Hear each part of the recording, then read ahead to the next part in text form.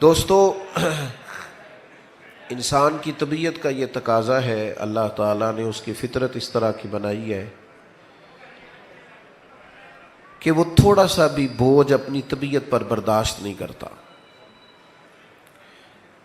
آپ کی پیشانی پر ذرا سی بھی مٹی لگ جائے نا تو وہ آپ کو دشواری میں مبتلا کرتی ہے۔ آپ کی کوشش ہوتی ہے جلدی سے اسے ہٹا دیا جائے۔ کرتے کا ایک بٹن ٹوٹ جائے نا، باقی سارے سلامت ہوں تو کسی اور کو پتہ بھی نہ ہو کہ اس کا بٹن ٹوٹا ہے، پر جس کا ٹوٹا ہوتا ہے وہ بڑا پریشان ہوتا ہے کہ یار یہ کسی طریقے سے کپڑے جو ہیں یہ میرے ٹھیک ہوتے تو تبھی میں پرفیکٹ تھا۔ ویسے بھی انسان کی طبیعت اس طرح کی ہوتی ہے کہ 2 دن کے بعد یا 1 دن کے بعد جب آپ غسل کرتے ہیں نا تو اپنی طبیعت کو تھوڑا ہلکا پھلکا محسوس کرتے ہیں۔ حالانکہ منوں کے حساب سے کوئی مٹی نہیں اترتی جسم سے، لیکن انسان صفائی بالکل ستھرائی ہوتی ہے تو طبیعت کو ہلکا پھلکا محسوس کرتا ہے۔ آپ کے پاس ایک اچھی ڈگری ہو ایک اچھے ادارے کی، اور ساتھ آپ کے پاس مالی وسعت بھی ہو، گھر بھی کشادہ ہو اور گنجائش ہو، آپ بہت اچھا کھانا اپنے مہمان کو کھلا سکتے ہیں، لیکن اگر مہمان بن بتائے آ جائے تو تھوڑا اعتراض پیدا ہوتا ہے کہ یار آپ کو بتانا چاہیے تھا آنے سے پہلے۔ کیوں جی؟ آپ کے گھر میں کشادگی ہے، رزق آپ کے ہاں وسیع ہے، تو اتنی زیادہ کیا مجبوری تھی کہ ضرور ہم بتاتے ہی؟ تو دوست تقاضا کرتے ہیں کہ اگر آپ بتا دیتے تو ہم ذرا صفائی کر لیتے، کیونکہ ظاہری طور پر تھوڑی سی بھی جو نجاست ہوتی ہے وہ بندے کو دل پر طبیعت پر بوجھ بنتی ہے۔ یہ شاعر مزاج لوگ جو ہوتے ہیں نا، کوئی آدمی شعر درست نہ پڑھے، وزن قائم نہ رکھے تو ان پر بوجھ بن جاتا ہے کہ یار اس نے نا وہ یہ چیز جو تھی یہ تھوڑی سی بھی تکلیف کا باعث، آپ کو کہا جائے نا آؤ کہیں جانا ہے تو فوری طور پر لوگ کہتے ہیں مجھے کپڑے بدل لینے دو، اس لیے کہ تھوڑی سی بھی گرد و غبار ظاہر پر انسان برداشت، بس سمجھ لے اچھی طرح کہ یہ جو لوگ کہتے ہیں نا کہ ساری چیزوں کے باوجود میں بور رہتا ہوں، مجھے پتہ نہیں کیا ہے، میرا دل نہیں لگتا۔ حضرت سارا کچھ ہے، وسعت بھی ہے، گنجائش بھی ہے، کام بھی ٹھیک ہے، لیکن بے قراری کس بات کی؟ تو میرے عزیز، انسان کے باطن پر اگر کوئی بوجھ ہو نا، اس کے ضمیر پر کوئی نقطہ ہو، تو جس طرح ظاہر بھی گرد بندے کو پریشان کرتی ہے، باطنی نقطے بھی بندے کو پریشان کرتے ہیں۔ حسد کرنے والا، بغض رکھنے والا، عداوت رکھنے والا، تکبر کرنے والا، اپنے آپ کو کچھ سمجھنے والا، یہ جتنے بھی لوگ ہوتے ہیں یہ بے چین، بے قرار، الجھے ہوئے۔ یعنی تعریف کی عادت اگر کسی کو خدا نہ خواستہ لگ گئی ہے تو جب تک 2-4 بندے اس کو اچھا نہیں کہیں گے نیند نہیں آئے گی بیچارے کو، کیونکہ عادت بن گئی ہے اس کی کہ میرا نام ہی نہیں لیا گیا، میں تو ہوتا ہوں کچھ، مجھے بتایا ہی نہیں گیا، سنایا ہی نہیں گیا۔ یہ سیاسی سماجی لوگ محفلوں میں آ جاتے ہیں، عادت ہوتی ہے اسٹیج پہ بیٹھنے کی، وہ بیچارے پھر گردن اونچی کر کر کے دکھاتے ہیں کہ میں آیا ہوں اور آپ نے مجھے آگے ہی نہیں بلایا۔ یہ تکلیف میں ہوتے ہیں لوگ، کوئی قرار میں نہیں ہوتے، ایک عجیب سی بے سکونی، بے قراری۔ آپ حسد کر رہے ہیں، کسی سے جل رہے ہیں، اور پھر آپ کہیں آپ جلتے بھی رہے اور سکون بھی آئے، یہ کیسے ہو سکتا ہے؟ آپ تکبر کر رہے ہیں رب کے کسی بندے کو جس کو اللہ نے بنایا ہے، آپ حقیر سمجھ رہے ہیں اور آپ کو سکون آئے۔ باطن پہ جتنے میل ہوتے ہیں یہ اچھی طرح سمجھ لیں، یہ بندے کو بے قرار رکھتے ہیں، تو حل کیا ہے؟ تو رب کریم نے حل عطا فرمایا ہے نا، فرمایا کما ارسلنا فیکم رسولا منکم یتلو علیکم آیاتنا ویزکیکم، فرمایا ہم نے تمہیں میں سے تمہیں رسول دیے ہیں، وہ تم پر ہماری آیتیں پڑھیں گے اور تمہارے باطن کو پاک فرما دیں گے۔ نبی پاک علیہ السلام نے نا باطن کے بوجھ اتار دیے لوگوں کے سارے۔ رسول پاک علیہ السلام نے تزکیہ کیا، اپنی امت کو طہارت عطا فرمائی۔ حضور نے ایک نارمل، سنجیدہ، صاف ستھری اور وزادار زندگی گزارنے کا سلیقہ عطا فرمایا، جس زندگی میں کوئی بوجھ نہیں، کوئی آزمائش نہیں، کسی قسم کا انسان اپنے آپ، ایک ہوتا ہے کوئی کسی کو عزت دے رہا ہے وہ بات الگ ہے، اور ایک مصیبت یہ ہے کہ لوگ میری عزت نہیں کرتے، یہ بہت بڑی ٹینشن ہے۔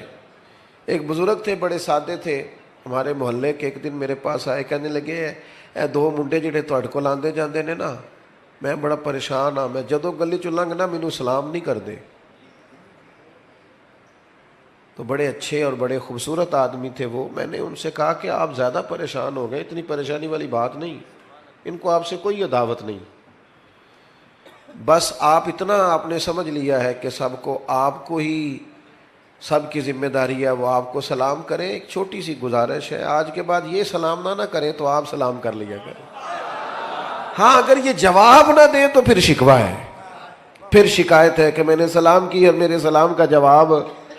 یہ تو بالکل رٹا ہی مختلف ہے کہ فلانے نے مجھے سلوٹ نہیں کیا۔ بھائی کیوں کرتے آپ؟ اپنے آپ کو کیا سمجھتے؟ چھوٹوں کا ادب کرنا بنتا ہے، چاہیے ان کو وہ سلام کریں، لیکن کسی بڑے کو رٹا ڈال کے بیٹھنے کی اجازت نہیں ہے۔ میرے بھائی یہ جو بوجھ ہے نا طبیعت پہ بہت زیادہ، اور پھر اس کا لازمی نتیجہ یہ نکلتا ہے۔ میں آپ کو سادی بات عرض کرتا ہوں، میں ایک بڑا عام سا آدمی ہوں۔ کل صبح فجر کی نماز کے بعد میں گھر سے نکلا تھا، اور مسلسل یہ 7ویں 8ویں جگہ پہ میں حاضر ہوں، اور کل کی بھی میری کچھ ترتیب اسی طرح ہے کہ زور سے پہلے بھی مجھے ایک جگہ جانا ہے، زور کے بعد بھی جانا ہے، عصر کے بعد بھی جانا ہے، مسلسل اسی طرح صورت۔ لیکن جب مجھے کوئی بندہ فون کرتا ہے ٹائم کے لیے تو میں ہاں کر دوں تو وہ پھر محبت کرتا ہے،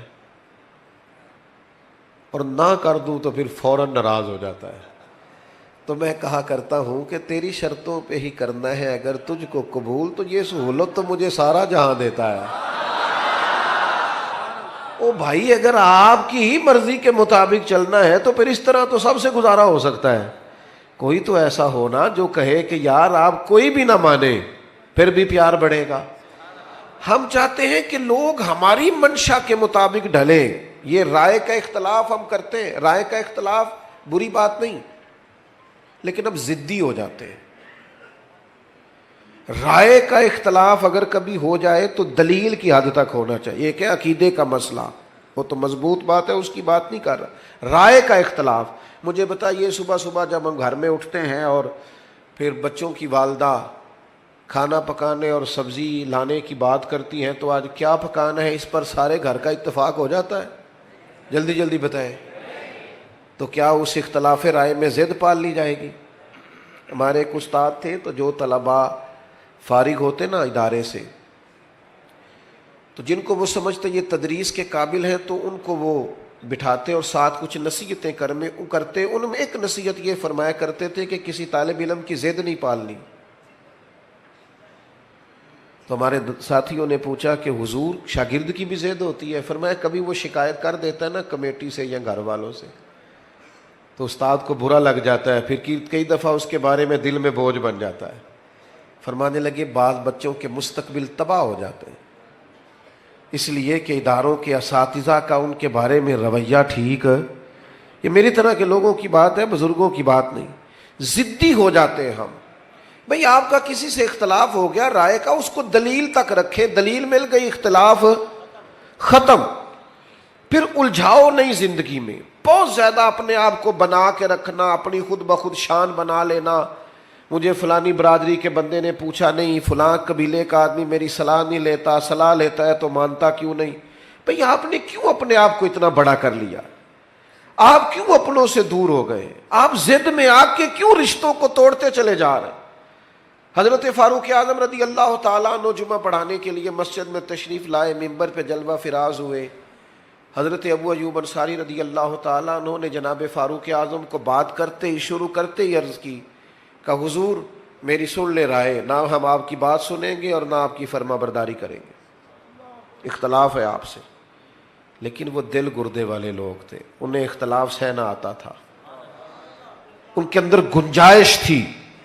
ہمارے حضرت فرمایا کرتے تھے اپنے دشمنوں کی باتیں غور سے سنا کرو، وہ تمہاری غلطیاں ڈھونڈ ڈھونڈ کے لاتے ہیں، تمہیں سنورنے کا موقع دیتے ہیں۔ ان کی باتیں غور سے سنا کرو، بھلا وہ کیا کہتے، کیا نکتہ اٹھاتے۔ حضرت فاروق اعظم نے ہمت کی، فرمایا بتاؤ بھئی کیا شکوہ ہے؟ تو انہوں نے کہا جناب مال غنیمت میں جب چادریں آئیں تو سب کو ایک ایک ملی، تو آپ کا کرتا بھی اسی چادر کا اور تہمت بھی اسی چادر کا۔ اب یہ ایک دلیل ہے اور دلیل سے اختلاف ہے۔ حضرت فاروق اعظم نے بھرے مجمع میں اختلاف سنا، بیٹے کی جانب اشارہ کیا، صاحبزادے اٹھے، سیدنا عبداللہ ابن عمر رضی اللہ تعالیٰ عنہ فرمانے لگے ایک چادر مجھے بھی تو ملی تھی نا، جب سب کو ایک، تو میں نے اپنے ابا جی کو ایک چادر دے دی تو انہوں نے تہمت بھی بنا لی، کرتا بھی۔ ایک اختلاف ہوا، اس پر دلیل دی گئی، وضاحت دی گئی۔ ہم کیا کرتے ہیں، ہمیں وضاحت مل جاتی ہے، دلیل مل جاتی ہے، پھر ہم کہتے ہیں چل پھر وہ جڑا تیرے بھرا کام کیتا سی وہ بھی جواب دے۔ اچھا پھر اس دن وہاں کیوں کھڑا تھا؟ بھائی تو اس کی بات کرنا جو تیرا اختلاف ہو، اس کی دلیل سن، بات ختم کر۔ اختلاف ہوا، دلیل کی روشنی میں یہ چادر کہاں سے آئی؟ صاحبزادہ صاحب نے اٹھ کے وضاحت دی، جناب میں نے دی ہے والد کو۔ اب کوئی اور کیا کلام کرتا، یہ حوصلہ پیدا کرو جینے کا زندگی میں، کٹ نہ جاؤ اپنوں سے، ہر شخص کا شکوہ نہ کرتے پھرو میرے بھائیوں۔ حضرت سیدنا ابو ایوب انصاری پھر اٹھ کے کھڑے ہوئے اور اب پھر سے جملوں کو مرتب کیا، کہہ لیں گے عمر آپ پر میری ماں بھی قربان ہو، میرا باپ بھی قربان ہو۔ اب آپ بات کریں، ہم بات بھی سنیں گے اور آپ کی فرما برداری بھی کریں گے۔ کیوں کہ دلیل کی حد تک اختلاف تھا۔ ہمارے سینوں میں بلا وجہ کے بوجھ ہیں یار، ہمارے مفت کے جھگڑے ہیں، ہماری بدگمانیاں اتنی زیادہ ہو گئی ہیں کہ کچھ لوگوں کے پاس بیٹھے تو لگتا ہے کوئی بندہ اچھا رہا ہی نہیں یار، زمانے میں کوئی خیر ہی نہیں رہی۔ وہ مخلوق جس کے بارے میں رب کہتا ہے لَقَدْ خَلَقْنَا الْإِنسَانَ فِي أَحْسَنِ تَقْوِيمٍ، اور وہ امت جس کے بارے میں رب فرماتا ہے كُنْتُمْ خَيْرَ أُمَّةٍ، اتنے بڑے اعزاز والے لوگوں کے شکوے اور پھر صحیح العقیدہ لوگوں کے شکوے۔ وہ میرے بھائی تھوڑا سا تو گنجائش پیدا کرے، دو ہی بندے ٹھیک ہیں، ایک میں ٹھیک ہوں، ایک جو ہاتھ باندھ کے میری ہاں میں ہاں ملاتا ہے وہ ٹھیک ہے، اور تیسرا بھی ٹھیک ہوتا ہے۔ بھائی تھوڑی تیسری کی بھی سنیں، اپنی طبیعت سے بوجھ اتاریں، اپنے گمان کو اچھا کریں۔ آپ کو پتہ ہے ڈپریشن اور ٹینشن سب سے زیادہ کب ہوتی ہے؟ اور یہ مرض غریبوں کا نہیں امیروں کا ہے زیادہ تر، اور پاکستان میں بڑھتا جا رہا ہے۔ اپنا ہی بوجھ معاذ اللہ لوگ اٹھا نہیں پاتے اور خودکشی کرتے ہیں۔ یہ جان تیری نہیں ہے، یہ اللہ کی امانت ہے۔ یہ تو اپنی مرضی سے نہ دنیا میں آیا ہے نہ اپنی مرضی سے جا سکتا ہے۔ اپنی مرضی سے مرے گا تو خودکشی حرام ہے، اور اگر ان کی مرضی سے جائے گا تو شہادت ہے، پھر درجات کی بلندی ہے۔ ہم کمزور پڑتے جا رہے ہیں۔ کیوں زیادہ ہوتی ہے ڈپریشن ٹینشن؟ آپ کو عرض کروں، ہم بدگمانیاں بڑی پھیلاتے ہیں، ہمیں لوگ اچھے نہیں لگتے، ہماری رائے مثبت نہیں رہتی، ہمیں اپنی مرضی کے حساب سے لوگوں کو ترتیب دینا ہے، اپنی آنکھ سے لوگوں کو دیکھنا ہے، اپنا زاویہ نگاہ ہے، اپنے دائروں میں بند ہے۔ او بھائی ہم دیکھو نا، میاں بیوی اگر گھر کے اندر میاں بیوی کا اتفاق نہ ہو تو گھر میں ساری سہولیات بھی ہو تو گزارا کرنا مشکل ہے۔ لیکن یہ بدگمانیاں کون پیدا کرتا ہے؟ اپنے قریبی لوگ پیدا کرتے ہیں۔ ویکھو منڈا تھکے آیا، پانی نہیں سو دیتا انہوں، بھائی اتنی سی بات ہے، آپ نے ہلکی سی بات ہی کی تھی، بالکل کوئی سخت بات نہیں، لیکن وہ خامد تو سوچنے لگ جاتا ہے واقعی بات تو ٹھیک ہے، اس نے تو پانی نہیں پوچھا۔ آپ چلے گئے اپنے کمرے میں، آپ کا وہ ساری رات انہوں نے لڑ لڑ کے جھگڑا کر کر کے گزار دی، اور میاں بیوی کے جھگڑے کا سب سے زیادہ نقصان ان کی اولاد کو اٹھانا پڑتا ہے۔ میں نے تڑپتے بچے دیکھے ہیں کہ ابا لڑتا ہے، روتی بیٹیاں دیکھی ہیں کہ جوان بچیوں کے ہوتے ہوئے بھی باپ اپنی بیوی کے منہ پہ تھپڑ مارتا ہے۔ کیوں ہوتا ہے؟ بدگمانیوں کو عروج ہے، غلط فہمیاں پال کے جما لیتے ہیں۔ اچھا گمان، اچھی سوچ، اور وہ آپ کے تزکیہ نفس کی سوچ کو مضبوط کرے گی۔ مسلم شریف میں لفظ ہے، حضور نے فرمایا اچھا سوچا کرو، اچھا سوچنا بھی عبادت ہے۔ تم گمان اچھا رکھو، اچھا گمان۔ آپ دیکھیں نبی پاک علیہ السلام کا طریقہ کیا ہے سوچنے کا۔ 10 دن نبی پاک نے طائف میں قیام کیا، یہاں 2 منٹ کوئی شخص کسی سے ذرا ٹکرائے تو پھر اس کا لہجہ دیکھیں آپ، دیکھنے والا ہوگا۔ 10 دن حضور نے قیام کیا ہے اور ان کو تبلیغ کی ہے اور جواب میں پتھر کھائے۔ اور جب کریم واپس آئے ہیں، ہمارے ہاں بھی لوگ معاف کرتے ہیں، پر معاف وہ کرتا ہے جس میں بدلہ لینے کی طاقت نہیں ہوتی، وہ کہتا ہے میں نے اللہ پہ چھوڑ دیا۔ اور جس کے پاس طاقت ہوتی ہے وہ پھر اینٹ کا جواب پتھر سے دیتا ہے۔ جب واپس آئے، 7 غلام نے عرض کی یا رسول اللہ انہوں نے تو حد کر دی۔ عرب کی جو روایتی مہمان نوازی تھی وہ بھی نہیں کی، جو مزاج تھا اخلاقیات کا وہ بھی بھول گئے، دین قبول کرنا۔ کرے دعا یہ تباہ ہو جائے۔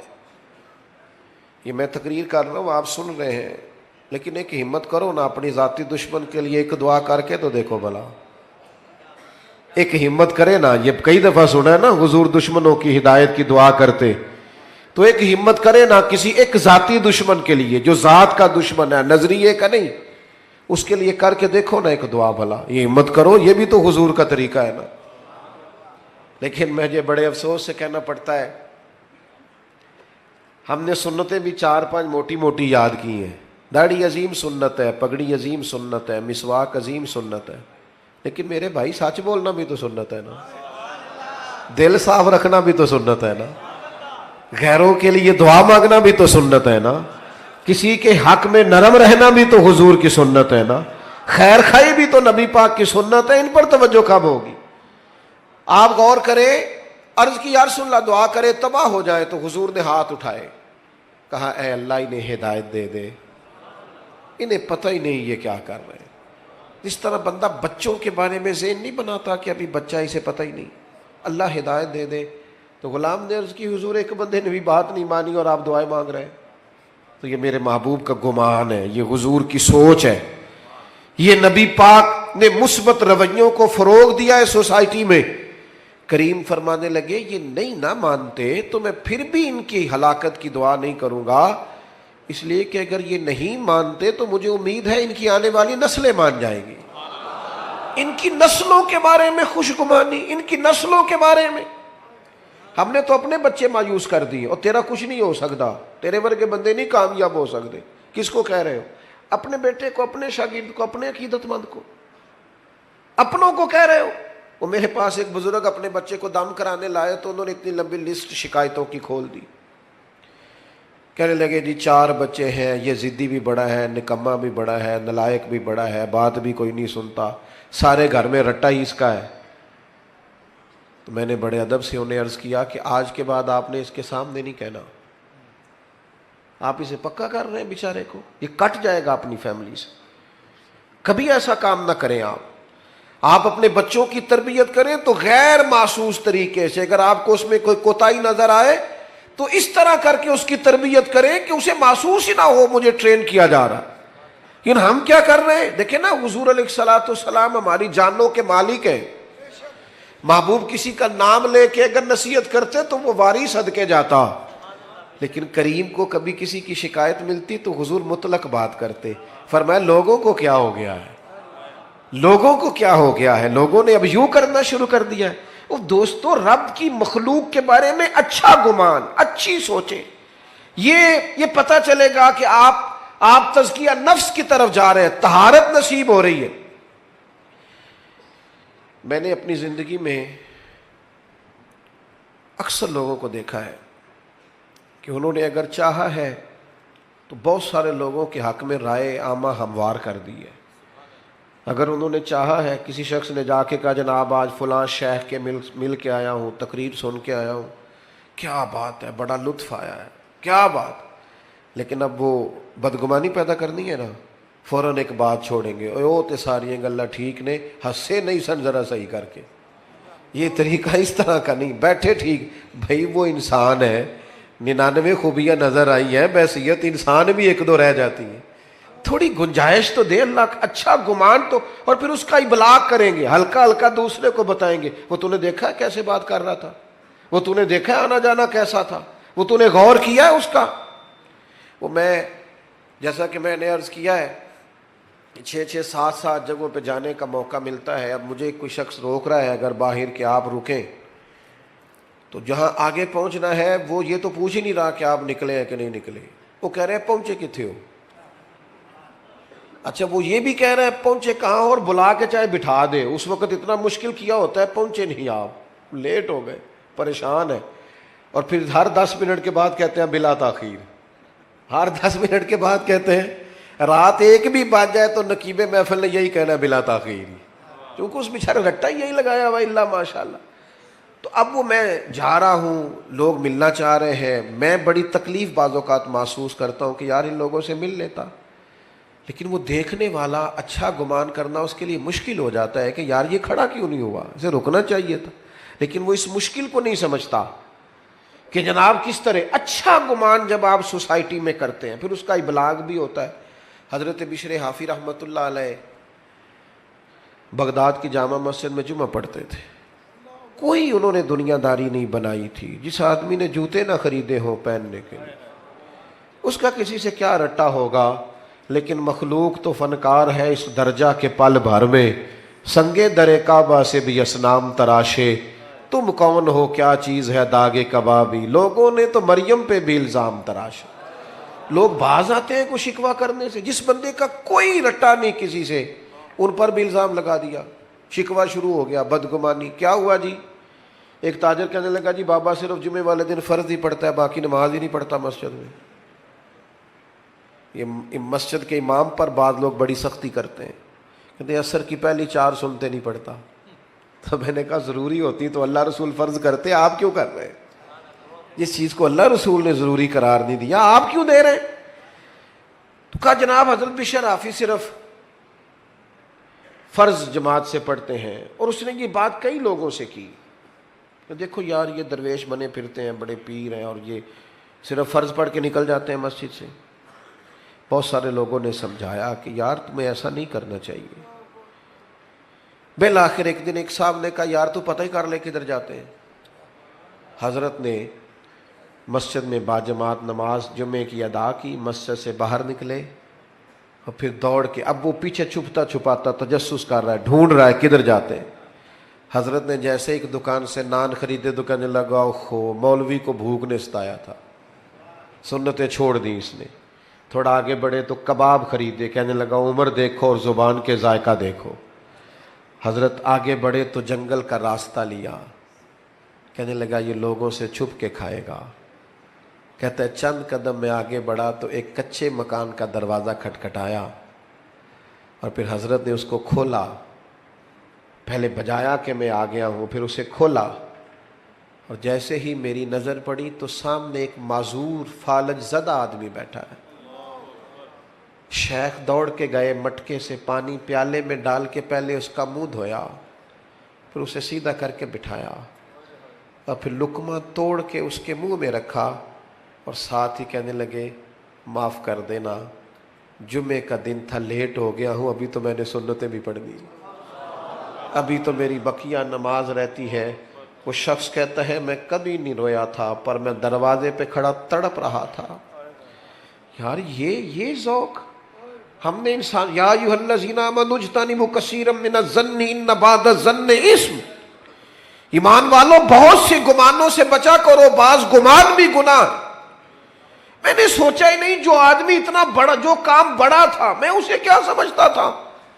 کہتے شیخ ابھی کھانا کھلا ہی رہے تھے، میرے آنسو چمک ہی رہے تھے کہ وہ بوڑھے اور بیمار نے جو اگلا جملہ کہا تو پھر میری چیخ نکلی، اور حضرت کو پتہ چلا کہ میں موجود ہوں۔ وہ بیمار بزرگ کہنے لگے شیخ آپ کتنے کو سال آئیں گے؟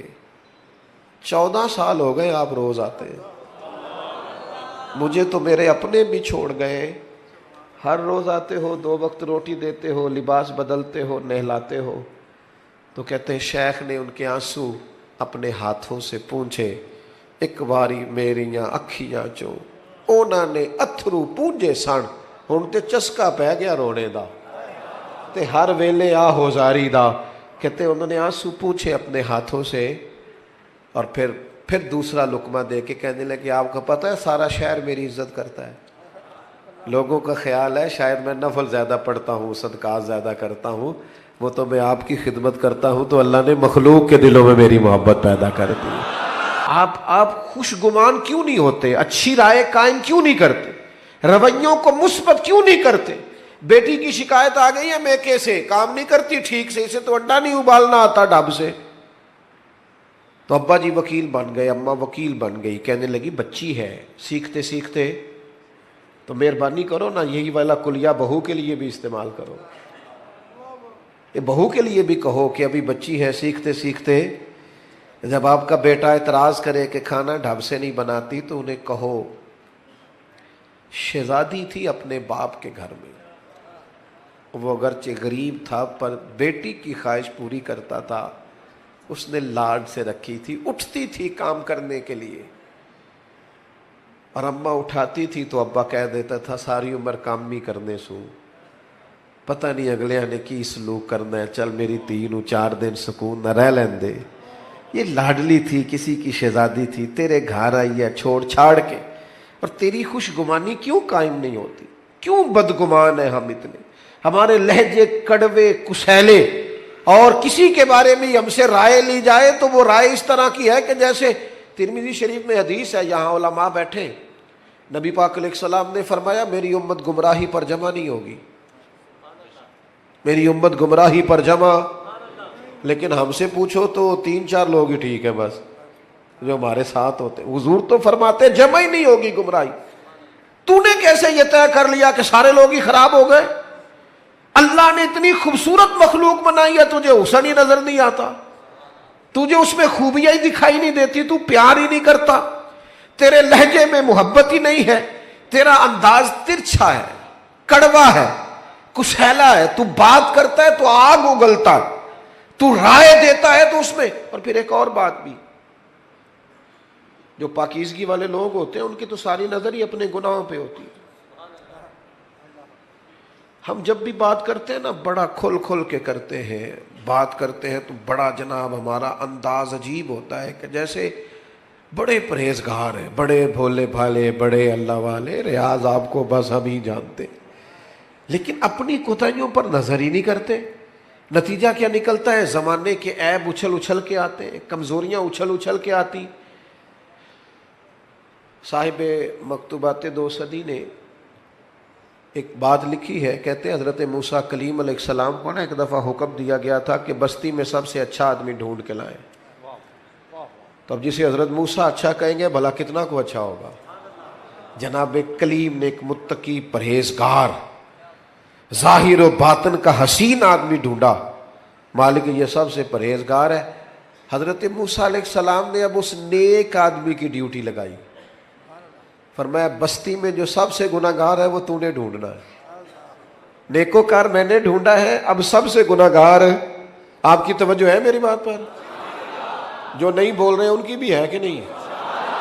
بس میں سوئی میرے سامنے، آپ فکر نہ کرے، اور میں تو ویسے ہی تقریر بڑی تھوڑی کرنے کا عادی ہوں، کوشش ہوتی ہے کہ ایک ہی آنسو میں کہہ جاؤں گا میں دل، طوفان بھیجا لانے سے بھی یا چشم فائدہ، 2 اشک ہی کافی ہے اگر اثر کرے تو۔ عزیز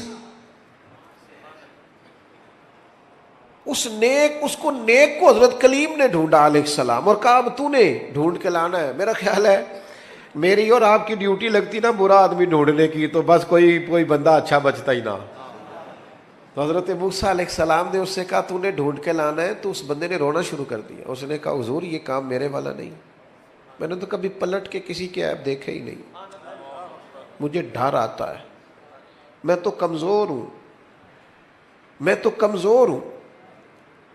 مجھے خوف آتا ہے، سے ثبوت نہ منگو میتھوں، اے نظر کرم قد ہوئی، اے میں جانا یا دل بر جانے غیر نہ جانے کوئی، میں مسکین پرانا خادم مینو کسے در ملی نہ ٹوئی، اے تے واصف یار نے نظر جو کیتی تے پھر واصف ہی ہوئی۔ میں تو مسکین ہوں، میرے ذمہ نہ یہ کام لگائیں، مجھ سے نہیں ہو سکتا، یعنی سے ثبوت نہ منگو میتھوں، اے پلا نظر کرم قد ہوئی، اے میں جانا یا دل بر جانے غیر نہ جانے کوئی، میں مسکین پرانا خادم کسے در ملی نہ ٹوئی، اے تے واصف یار نے نظر جو کی تھی، پھر واصف ہی ہوئی۔ کہا حضور میرے ذمہ نہ لگائیں، میرے لیے مشکل ہے۔ فرمایا آپ نہیں کرنا ہے۔ اب ایک برا آدمی ڈھونڈنے کے لیے نا اس شخص نے 3 دن کی مہلت لی. ایک بندہ ڈھونڈنا ہے پوری بستی میں سے. تشریف رکھیں جی, تشریف رکھیں, بات کرنے دیں, آپ مہربانی فرمائیں. ادھر دیکھیں میری طرف, سارے پیارے ہی ہیں جی, میں نے بھی پیار سے کہا ہے. ایک بندہ برا ڈھونڈنے کے لیے 3 دن لگا دیے. کہا جناب میں اسی وقت, اسی ٹائم, اسی جگہ برا بندہ ڈھونڈ کے جو آپ نے حکم دیا ہے کوشش کروں گا. صوفیاء نے لکھا ہے تیسرے دن اس مقررہ وقت پہ جب وہ آئے نا تو پتہ کس طرح آئے, اپنے گلے میں رسی باندھی. میں مسکین پرانا خادم, اور رسی کا سرا حضرت کلیم کے ہاتھ میں دے کے کہنے لگے حضور کچھ لوگوں کی غلطیاں مجھے نظر آئی تھیں پر ان کا مجھے صرف شک تھا, اور جو میرے اپنے اندر ہے ان کا مجھے پاک ہے. جو دوسروں کے اندر کمزوریاں تھیں ان کا صرف شک تھا کہ شاید یہ کام یہ, لیکن اپنا تو پاک ہے. لہٰذا اس بستی میں سب سے بڑا مجرم میں ہی ہوں. بتائیں نا بھلا رب کیسے راضی ہوگا, بتائیں بھلا وہ مجھے کیسے معاف کرے گا. خطاؤں کے درگزر کے لیے کیا پڑھوں تو کریم کرم کرے گا. حضرت موسیٰ نے سینے سے لگا کے فرمایا یہی تو تیری عاجزی ہے جس کے سبب سے اللہ نے سب پر درجہ عطا فرمایا. یہی تو تیرا او میرے سنگیوں, میرے دوستوں, تھوڑا سا واپس آؤ یار, تھوڑا سا دائیں بائیں دیکھو, تھوڑا سا پیار کرنا شروع کرو. ہمارے اپنے ہیں, ہمارے قریبی ہیں, ہمارے کلاس فیلوز ہیں, ہمارے گھر میں رہنے والے ہیں, گلی محلے والے. کوئی کسی نے کسی کا قتل نہیں کر ڈالا, لیکن طبیعت سخت, لہجے ترش, اور ایک فیلڈ کے آدمی سے دوسرے کے بارے میں پوچھا جائے تو اس کی رائے عجیب و غریب سی. دنیاوی لوگ کیا دینی لوگوں کو اکٹھا بٹھانا مشکل ہوتا جا رہا ہے. خدا را اس طرح قومیں نہیں بنتی, اس طرح سمجھ پیدا نہیں ہوتی. آپ باشعور لوگ ہیں, آپ نے مرحومہ کے بارے میں سنا ہے کہ ان کی توجہ اللہ تعالیٰ نے اپنی جانب کرا رکھی تھی. میں 2-3 منٹ اوپر لے لوں کہ بس کروں؟ نہیں آپ سارے نہیں بولے, ملک جمہوری ہے. اچھا چلیں اجے بھی کچھ نہیں بولے, پر چلو چونکہ اکثریت ہمارے ساتھ ہے تو لہٰذا 1-2 بات کر لیتے ہیں. ماں باپ جو ہوتے ہیں نا, ماں باپ وہ انسان کا نا سب سے قیمتی اثاثہ ہوتے ہیں. یعنی ماں باپ کی زندگی میں انسان نا کچھ بے پرواہ بھی ہو تو گزارا ہو جاتا ہے, کچھ فکروں سے وہ آزاد ہوتا ہے. ہمارے ہاں نا ماں باپ کی خدمت کا لوگوں نے ترجمہ بڑا اپنی مرضی کا لیا ہوا ہے. ماں باپ کی خدمت کرنی ہے, خرچہ دینا ہے. کئی ابا جی کو حج کرا کے نا, اپنے ابا جی کو تو گلی میں بتا رہے ہوتے ہیں ابا جی نو حج تے میں کر لیا سی, اور بھائی تیرے ابا جی دینا. ایک ختم شریف پہ میں اصال ثواب کی محفل میں حاضر تھا, تو وہ اپنے علامہ صاحب کو کہہ رہے تھے کہ 50,000 ابا جی کی طرف سے مسجد میں دے رہے ہیں, اعلان کر دیں. تو مائک میرے آگے آ چکا تھا, تو مولانا بیچارے مجبور تھے, واپس مانگ رہے تھے, میں دینا نہیں چاہ رہا تھا. یہ بھی کبھی کبھی ہوتا ہے نا, یہ مشکل سے ملتا ہے تو یہ واپس دے دیں, مشکل ہوتا ہے یہ بھی کام.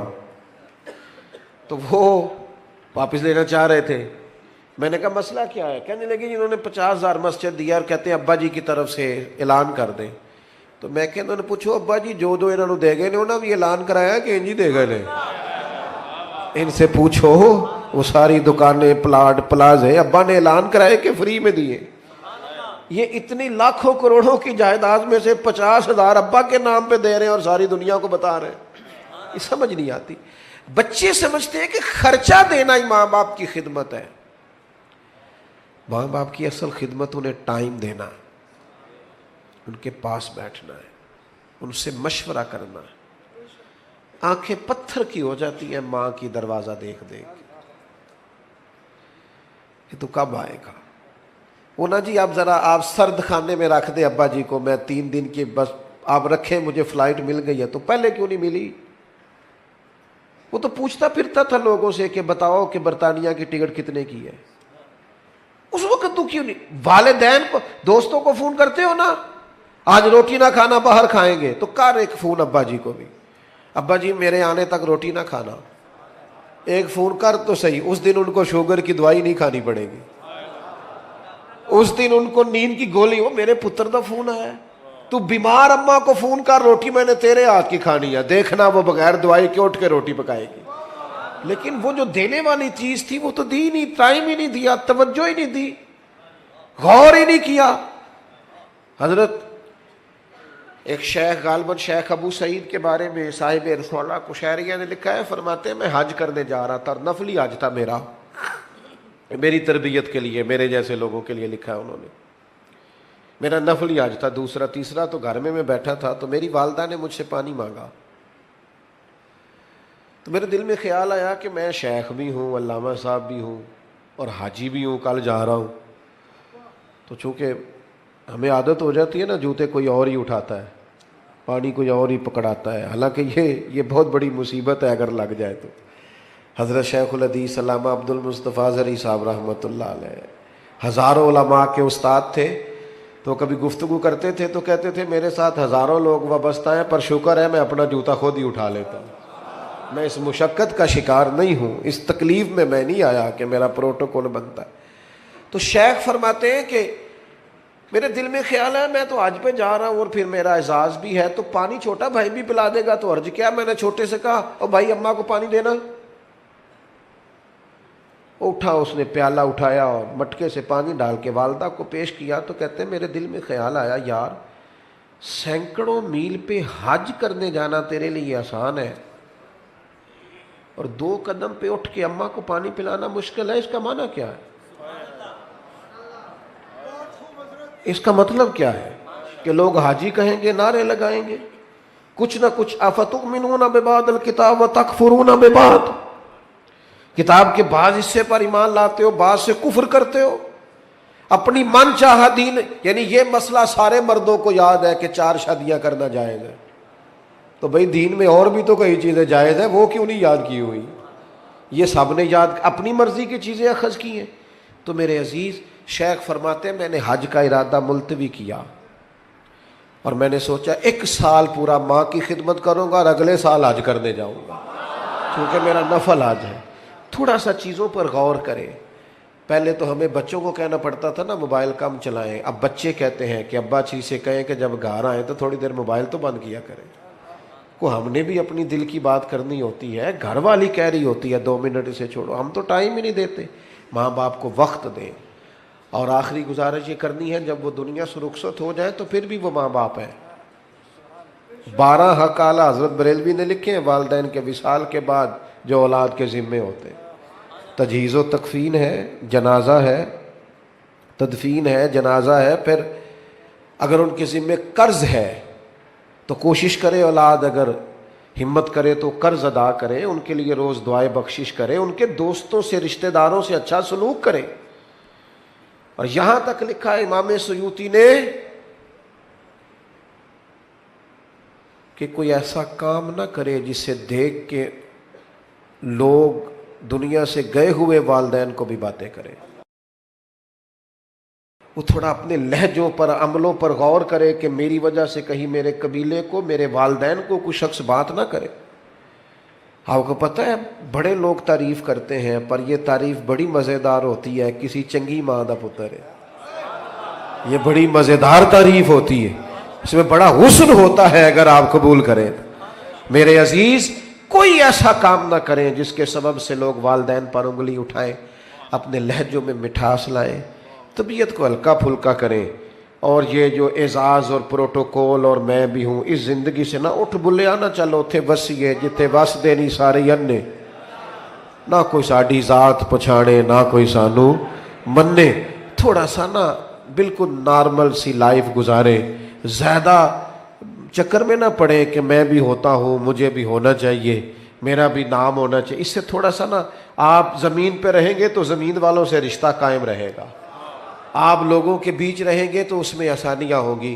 اپنے والدین سے خصوصی تعلق پیدا کریں، ہر روز صبح ان کے اصالِ ثواب کا بندوبست کریں، پابندی سے قبرستان جائیں۔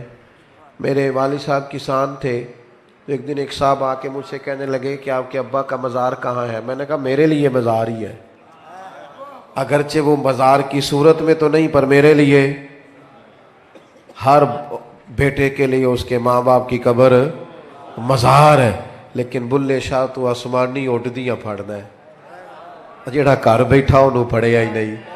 ان پر تھوڑی توجہ کریں، غور کریں۔ آپ کی بڑی خوبصورت محفل، دوستوں کا بڑا اچھا انتظام اور بہت بڑی تعداد میں آپ آئے۔ میں جب سے یہاں بیٹھا تھا ایک ایک شخص کے لیے دل سے دعا کر رہا تھا کہ اللہ تعالیٰ سب پر ایسا فضل کر دے کہ سب کو دروازہ رسول کا گدا بنا دے۔